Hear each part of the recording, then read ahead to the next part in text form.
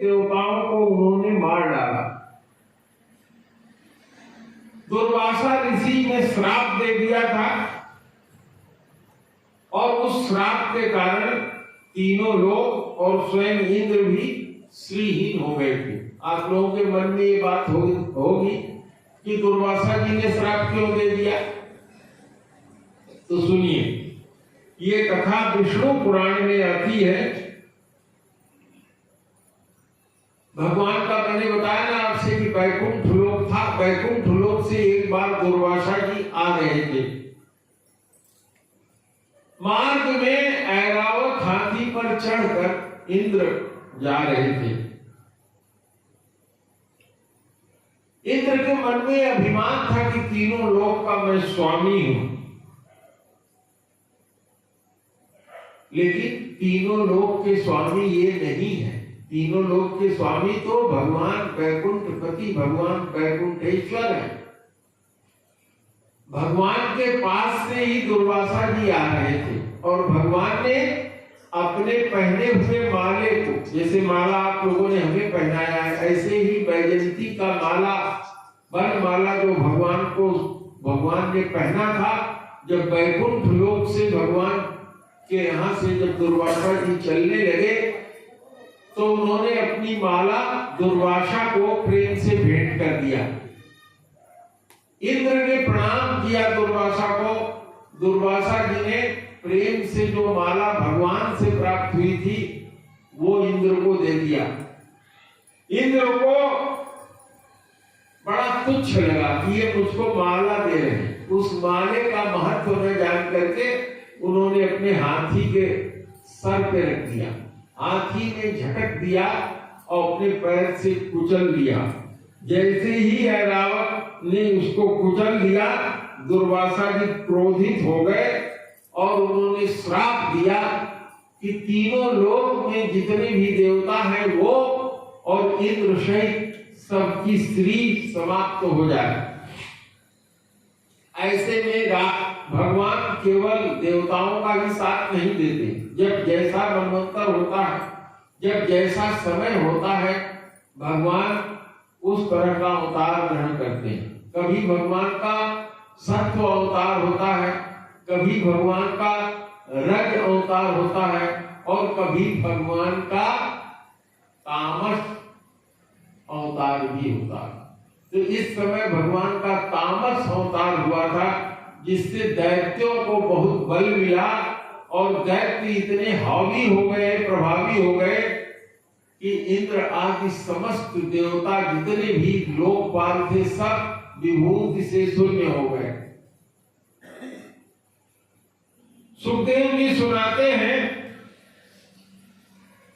कि सारे देवता अपना दुखड़ा लेकर के ब्रह्मा जी के पास गए। ब्रह्मा जी से निवेदन किया कि हे प्रभु, हम लोगों के दुख की कोई सीमा नहीं है, इसको दुख को दूर कराइए।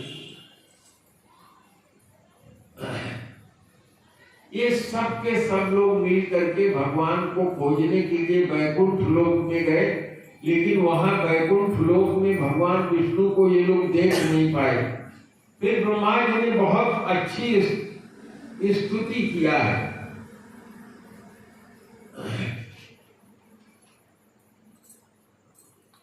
यह एक वर्णम तमसः परम दलोकमव्याक्तमनंत पारम आसाद्य कारोपस्वर्णमेन मुपासते योगरथेन धीरा।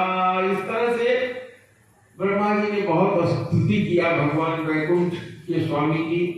भगवान ने ब्रह्मा के हृदय में कहा, आकाशवाणी किया कि हे ब्रह्मा, इंद्र को कहो कि इस समय दुर्वासा के श्राप से इनकी स्थिति खराब हो गई है। ये राजा बलि जो सब तीनों लोक का राजा हो गया है, उसके यहाँ जाएं, उससे निवेदन विनती करें और सब लोग मिल करके समुद्र का मंथन करें, देवता और दानव दोनों मिलकर के, और उससे जो अमृत उत्पन्न होगा वो देवता लोग पीने के बाद अमर हो जाएंगे। दैत्यों के जो दैत्य गुरु हैं उन्होंने तो महासंजीवनी विद्या जागृत कर लिया है, इसलिए जो भी दैत्य मरता है संजीवनी विद्या से उसको जिंदा कर देते हैं। इंद्र ने चूंकि राजा बलि को मार डाला था तो अपने संजीवनी विद्या से ही राजा बलि को दैत्य गुरु शुक्राचार्य ने जिंदा कर दिया था। इस तरह से कोई दैत्य मरता ही नहीं था, जो दैत्य मरता था उसको शुक्राचार्य जी अपनी विद्या से जीवित कर देते थे। इस तरह से इंद्र झोंक करके राजा बलि के यहाँ जब गया तो बलि के लोगों ने कहा इंद्र आ रहा है, इसको पकड़ करके मार डाला जाए। राजा बलि बहुत चूंकि दानी भी थे, ज्ञानी भी थे, वेद को जानते थे, वर्ग को जानते थे, उन्होंने कहा कि अगर मेरे यहाँ कोई आ रहा है तो उसे मारना नहीं चाहिए, प्रेम के साथ इंद्र को ले आओ। इंद्र को उन्होंने प्रेम के साथ अपने पास बुलाया और इंद्र ने प्रस्ताव रखा कि हम लोग अगर मिलकर समुद्र मंथन करें तो रत्न निकलेंगे, उसको हम लोग आपस में बांट लेंगे। और उसी समय जब इन लोगों ने क्षीर सागर में समुद्र मंथन किया तो भगवान वैकुंठनाथ ने कच्छप अवतार धारण करके उस मंदराचल पर्वत को अपने पीठ पर धारण कर लिया था और उससे 14 रत्न निकले, जिसकी लंबी कथा है, मैं आप लोग जानते हैं, चर्चा नहीं करूंगा। और भगवान ने मोहिनी रूप धारण करके अमृत देवताओं को पिलाया। इस तरह से देवता लोग जब अमर हो गए तो उन्होंने फिर युद्ध में राक्षसों से, दैत्यों से अपना राज्य प्राप्त किया, लेकिन फिर भी वो पूरा शासन प्राप्त नहीं कर पाए। ऐसे में उनकी जो देवताओं की माता थी अदिति, वो बहुत दुखी हुई। माता अदिति ने अपने पति कश्यप से, अभी मैंने आप लोगों को कहानी सुनाई थी दिति की, और ये अदिति है जो देवताओं की माता है। अदिति ने भगवान कश्यप अपने पति से कहा कि मेरे पुत्र बहुत दिनों से बहुत दुख उठा रहे हैं, सारा राज्य शासन भगवान की कृपा से दैत्यों का हो गया है, तो हे पतिदेव मुझे कोई उपाय बताइए जिससे हमारे पुत्रों का, देवताओं का राज्य फिर से स्थापित हो सके। कश्यप जी ने माता अदिति को पयोव्रत बताया, कहा फागुन के महीने में शुक्ल पक्ष में पहले दिन से लेकर के 12वें दिन तक भगवान का व्रत करे, भगवान विष्णु का पूजन करे, केवल दूध पी करके रहे और साल भर तक इस तरह से व्रत करे। और फिर जब अगला फागुन आ जाए तो उसमें जो कृष्ण पक्ष होता है उसके 15 दिन दान पुण्य करे, पूरा 1 साल केवल दूध पी करके ही जीवन बिताए। और अगर तुम इस तरह से करोगी तो भगवान विष्णु प्रसन्न होंगे। और उन्होंने ये भी बताया कि जो इस व्रत को करे वो जब इस व्रत को उठाए तो फागुन के महीने में शुक्ल पक्ष में द्वितीया के दिन जो सुअर के पैर से खोदी हुई मिट्टी हो उसको अपने शरीर में मल करके वह स्त्री अगर नदी में स्नान करे और पृथ्वी माता से यह वरदान मांगे, यह प्रार्थना करे कि हे माँ मेरे जितने भी पाप हैं उससे मुक्त कर दो, तो भगवान विष्णु की पत्नी होने के कारण माता पृथ्वी उसे माफ कर देती हैं। और फिर अगले फागुन में जब कृष्ण पक्ष आवे तो जिस तरह से मैंने बताया इस तरह का उपाय उन्होंने बताया। और इसी तरह से माता अदिति ने पयोव्रत धारण किया। भगवान विष्णु प्रसन्न हुए उनके व्रत से और कहा मांगो क्या मांगना चाहती हो। उन्होंने कहा मेरे बेटों का राज्य फिर से स्थापित हो जाए। तो भगवान ने कहा इस समय तो मेरा जो अवतार है उसी में मैं अवतार ग्रहण करके राजा बलि से मांग करके ही राज्य तुम्हारे बेटों को दे सकता हूँ। इस समय जो समय चल रहा है वो दैत्यों का समय चल रहा है। माता अदिति ने कहा जैसे भी हो कल्याण कीजिए। वयोव्रत करने के कारण भगवान माता अदिति के पेट में आए। 52 इंच के 52 भगवान होकर के उन्होंने अवतार ग्रहण किया।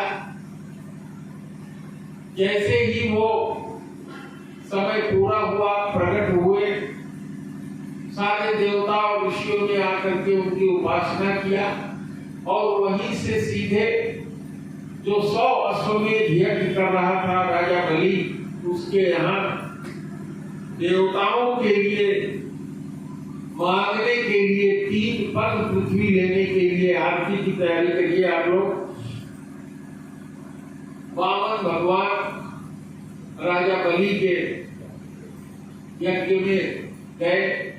राजा बलि के यज्ञ में जब भगवान जा रहे थे तो उनके गुरु राजा बलि के गुरु शुक्राचार्य ने कहा देखो ठग मत जाना, ये 52 इंची का जो बालक आ रहा है जो मूंछ का मेखला पहने हुए है, जनेऊ पहने हुए है और चटाई का ऊपर छतरी लिए हुए है, 52 इंची का बहुत ही सुंदर बन के खड़ा होकर चलता हुआ आ रहा है, मोहनी रूप धारण किए हुए है। बलि ने कहा अगर ये विष्णु है और विष्णु को ही प्रसन्न मैं करता हूँ, 100 समय देव करके मांगने आ रहे हैं तो मैं देने से पीछे नहीं हटूंगा। शुक्राचार्य जी ने कहा विचार कर लो। लेकिन वामन भगवान वहां तक पहुंच गए और उन्होंने प्रशंसा किया बलि की। बलि ने कहा हे ब्राह्मण पुत्र, जो मांगना चाहो मांगो। और उसी समय जब भगवान वामन अवतार पकड़ करके गए हुए थे तो रत्नमाला नाम की बलि राजा बलि की कन्या थी, जिसने भगवान वामन को देख करके उसके मन में आया काश मेरा पुत्र इतना सुंदर और ऐसा ही होता तो मैं उसे गोद में लेकर के खिलाती दुलराती दूध पिलाती। भगवान ने कहा चलो तुम्हारी इच्छा पूरी करूंगा। और जब भगवान को तैयार हो गए राजा बलि दान देने के लिए, 3 पग में उन्होंने पृथ्वी नाप लिया और जैसा उनके गुरु ने कहा था तो वही पग में एक में पूरा सत्यलोक, दूसरे में पाताल लोक, तीसरा रखने की जगह नहीं रह गई, नहीं मिलेगी, ये कहा था उनके गुरु ने। बलि ने कहा देखा जाएगा। नाराज होकर के उनके गुरु शुक्राचार्य ने श्राप दे दिया जाओ तुम्हारी राज्य लक्ष्मी भ्रष्ट हो जाए, तुम राज्य से च्युत हो जाओ। उनके बगल में राजा बलि की पत्नी बैठी हुई थी।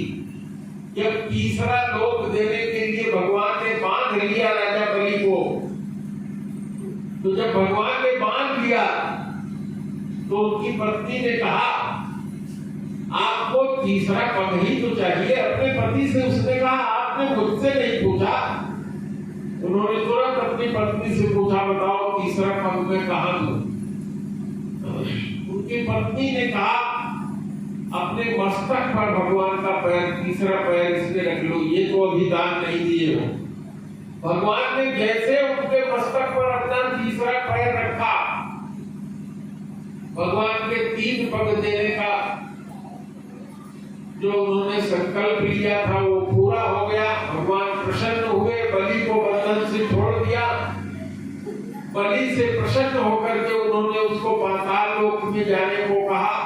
भगवान का नाम उपेंद्र भी पड़ा और सारा जो राज्य उन्होंने मांग लिया था इंद्र का ले लिया था। मांग क्या किया था, 3 पग में नाम के दान में ले लिया था, उसको उन्होंने इंद्र को दे दिया और भगवान वामन उपेंद्र के रूप में कहलाए। इस तरह से ये कथा पूरी होती है। आप लोग खड़े हो जाएं, आरती गाना शुरू करें।